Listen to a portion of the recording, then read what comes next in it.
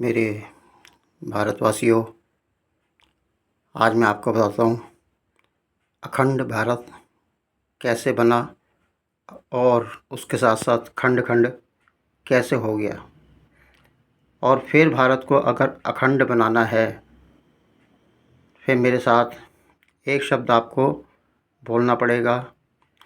पहले हम जब भी पूजा करो घर घर में सनातनियों, एक ही शब्द बोलना। पूजा की शुरुआत कैसे होती है? पूजा की शुरुआत आपको क्या करना है? उस पूजा की शुरुआत में सबसे पहले आपको बोलना है श्री गणेशाय नमः, समस्त देवी देवताय नमः, समस्त देवी देवताय नमः, श्री नवग्रहों देवताय नमः, समस्त देव्याय नमः, माता वैष्णो देव्याय नमः, 52 सिद्धपीठ देव्याय नमः, 64 योगिनी देव्याय नमः, षोडश मातृकाय नमः, माँ न दुर्गा शक्ति देव्याय नमः, दिशाओं दिशाओं के देवी देवताय नमः, श्री नवग्रहों देवताय नमः। ये आह्वान करना है। हे समस्त देवी देवता, आप अपने अपने धाम को प्रस्थान करो, अपने धाम को छोड़कर इस धरती पे पुनः प्रस्थान करो। और इस धरती पर हर मानव अपनी अपनी चला रहे, कोई किसी की नहीं सुन रहा। आपके ना होने से यह सब कुछ हो रहा है। ये आह्वान है समस्त देवी देवताओं का। हम देवउठनी एकादशी मनाते हैं। पहले ये जानो कि धरती पे देवी देवता कहाँ हैं। गणेश जी को, दुर्गा जी को नदियों में डुबोया और देवता पहाड़ों पे बसते थे और वो पहाड़ टूटते जा रहे। आज पतन की ओर जा रहे हम लोग। भगवान का अपमान, इंसानों को गुरु बना के घरों में पूजा हो रही है, तो ये अपमान है हिंदुओं का। तो आपको आह्वान करना है इन्हीं चीज़ों का। और पूजा के लास्ट में, आरती के लास्ट में हम सब क्या बोलते हैं, कथावाचक ब्राह्मण आर्य समाज में भी यह बोला करते हैं कि धर्म की जय हो, धर्म का नाश हो, प्राणियों में सद्भाव ना हो तो अखंड, और प्राणियों में सद्भाव ना हो, विश्व का कल्याण हो। विश्व का तो कल्याण हो गया, मगर विश्व वाले ने भारत को खंड खंड कर दिया। ये पतन था हमारा। और मैं आपको बताता हूँ पूजा में क्या करना है आपको। आह्वान करना देवताओं का। पूजा के लास्ट में क्या बोलना है आपको? अखंड सिंधु भारत का कल्याण हो, अखंड सिंधु भारत का कल्याण हो। विश्व का कल्याण नहीं, अब कहो अखंड सिंधु भारत का कल्याण हो। अखंड सिंधु भारत में आतंकवाद का, भूमाफियाओं का नाश हो और लफंडिंग जिहाद का नाश हो, भारत की संस्कृति को मिटाने वालों का नाश हो। अब ये बोलो कैसे नहीं आप कल्याण कर सकते? हथियार भी उठाने की कोई ज़रूरत नहीं पड़ेगी आपको, है ना? तो मेरी बातें बुरी लगेगी और हर ये बात सत्य है।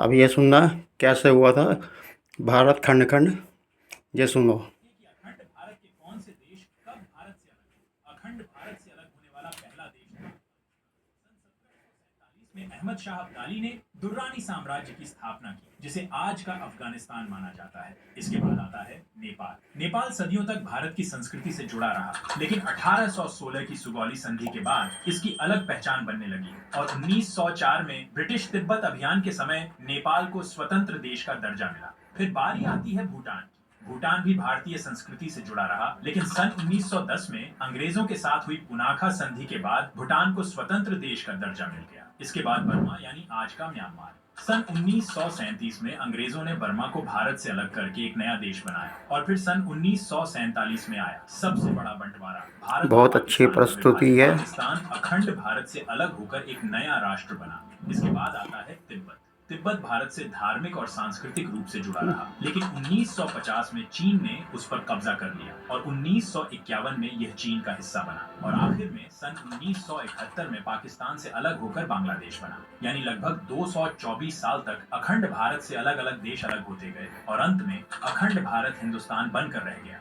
अगर आप भी अखंड भारत के इतिहास को विस्तार से समझना चाहते हैं तो इस वीडियो में टैग की गई किताब कौटिल्य का अखंड भारत जरूर पढ़ें, ताकि आप अखंड भारत को शुरू से जान पाएंगे कि अखंड भारत की शुरुआत कब और कैसे हुई। मैं भारतवासियों, मैं ये समझाना चाहता हूँ, अपने देश को अगर बचाना है, सिर्फ यही बोलो, विश्व का कल्याण नहीं, अब हमें चाहिए अखंड सिंधु भारत का कल्याण हो।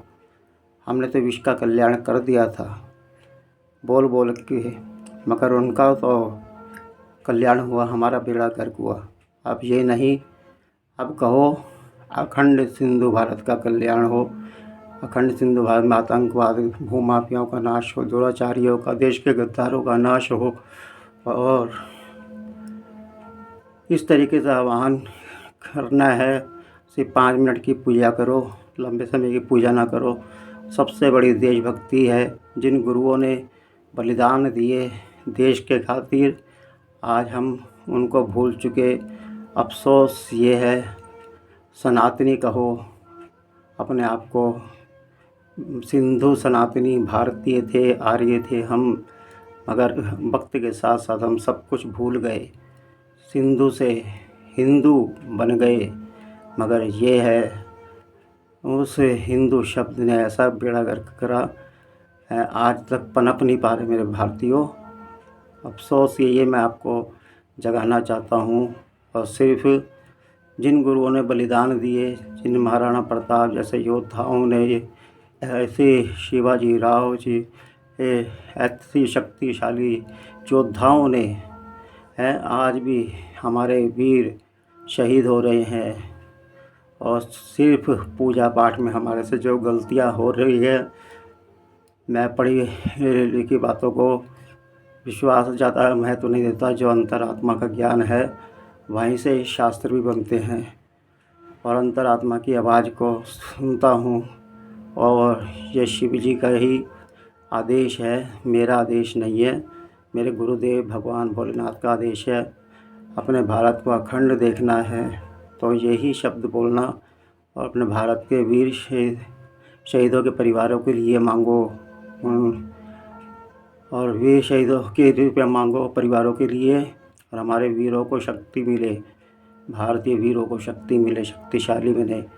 और शक्तियों को दबाओ मत मेरे भारतीयों, मत दबाओ शक्तियों को बचाओ। कहाँ मनोरंजन करते फिर रहे हो आप, हद कर दिया आपने। शक्तियों को पूजा करो, शक्तियों की शक्ति पैदा होंगी, माँ रानी लक्ष्मीबाई जैसी शक्तियाँ। और आज हमारे धर्म को तोड़ने का मतलब क्या है कि हमारा सैनिकों पे प्रभाव पड़ता है, हमारे सैनिकों पर।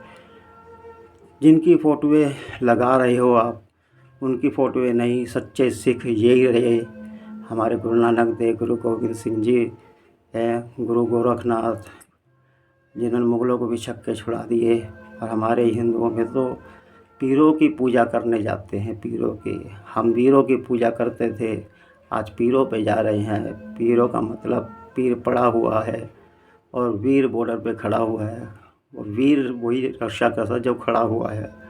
अपने मेरे हाथ जोड़कर माफ़ी मांगता हूँ आपसे, कोई भूल हो मुझे क्षमा करना। हर हर महादेव।